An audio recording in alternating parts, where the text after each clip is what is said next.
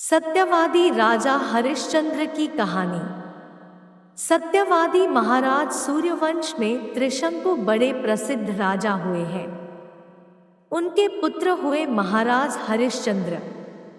महाराज इतने प्रसिद्ध सत्यवादी और धर्मात्मा थे कि उनकी कीर्ति से देवताओं के राजा इंद्र को भी डाह होने लगी।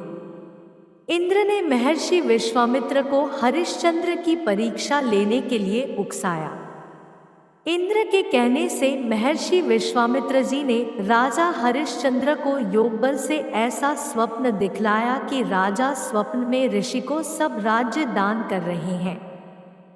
दूसरे दिन महर्षि विश्वामित्र अयोध्या आए और अपना राज्य मांगने लगे। स्वप्न में किए दान को भी राजा ने स्वीकार कर लिया और विश्वामित्र जी को सारा राज्य दे दिया। महाराज हरिश्चंद्र पृथ्वी भर के सम्राट थे। अपना पूरा राज्य उन्होंने दान कर दिया था।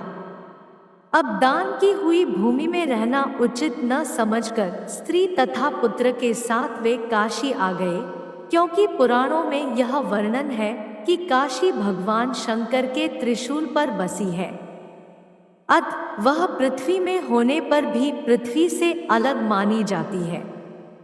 अयोध्या से जब राजा हरिश्चंद्र चलने लगे तब विश्वामित्र जी ने कहा, जब तप दान आदि बिना दक्षिणा दिए सफल नहीं होते। तुमने इतना बड़ा राज्य दिया है तो उसकी दक्षिणा में 1000 सोने की मोहरें और दो।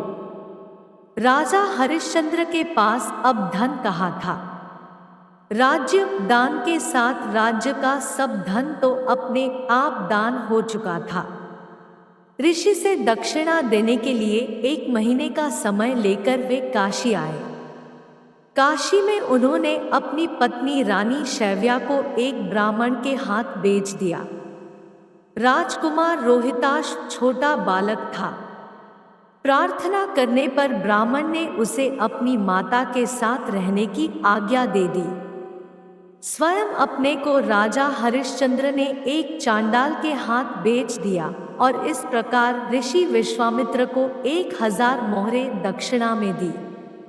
महारानी शैव्या अब ब्राह्मण के घर में दासी का काम करने लगी। चांडाल के सेवक होकर राजा हरिश्चंद्र श्मशान घाट की चौकीदारी करने लगे। वहां जो मुर्दे जलाने को लाए जाते उनसे कर लेकर तब उन्हें जलाने देने का काम चांडाल ने उन्हें सौंपा था। एक दिन राजकुमार रोहिताश ब्राह्मण की पूजा के लिए फूल चुन रहा था कि उसे सांप ने काट लिया। सांप का विष झटपट फैल गया और रोहिताश मरकर भूमि पर गिर पड़ा। उसकी माता महारानी शैव्या को न कोई धीरज बंधाने वाला था और न उनके पुत्र की देह श्मशान पहुंचाने वाला था। वे रोती बिलखती पुत्र की देह को हाथों पर उठाए अकेली रात में श्मशान पहुंची। वे पुत्र की देह को जलाने जा रही थी कि हरिश्चंद्र वहां आ गए और मरघट का कर मांगने लगे। बेचारी रानी के पास तो पुत्र की देह ढकने को कफन तक नहीं था। उन्होंने राजा को स्वर से पहचान लिया और गिड़गिड़ाकर कहने लगी, महाराज, यह तो आपका ही पुत्र मरा पड़ा है। मेरे पास कर देने को कुछ नहीं है। राजा हरिश्चंद्र को बड़ा दुख हुआ, किंतु वे अपने धर्म पर स्थिर बने रहे। उन्होंने कहा, रानी, मैं यहाँ चांडाल का सेवक हूँ। मेरे स्वामी ने मुझे कह रखा है कि बिना कर दिए कोई यहाँ मुर्दा न जलाने पावे। मैं अपने धर्म को नहीं छोड़ सकता। तुम मुझे कुछ देकर तब पुत्र की देह जलाओ।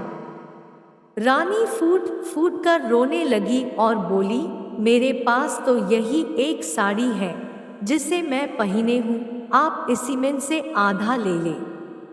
जैसे ही रानी अपनी साड़ी फाड़ने चली, वैसे ही वहां भगवान नारायण, इंद्र, धर्मराज आदि देवता और महर्षि विश्वामित्र प्रकट हो गए। महर्षि विश्वामित्र ने बताया कि कुमार रोहिताश्व ने मरा नहीं है। यह सब तो ऋषि ने योगमाया से दिखलाया था। राजा हरिश्चंद्र को खरीदने वाले चांडाल के रूप में साक्षात धर्मराज थे। सत्य साक्षात नारायण का स्वरूप है। सत्य के प्रभाव से राजा हरिश्चंद्र महारानी शैव्या के साथ भगवान के धाम को चले गए। महर्षि विश्वामित्र ने राजकुमार रोहिताश्व को अयोध्या का राजा बना दिया। दोस्तों, अगर आपको वीडियो पसंद आई है तो वीडियो को लाइक करें, शेयर करें और ऐसे ही नए नए वीडियो देखने के लिए चैनल को सब्सक्राइब करें। धन्यवाद।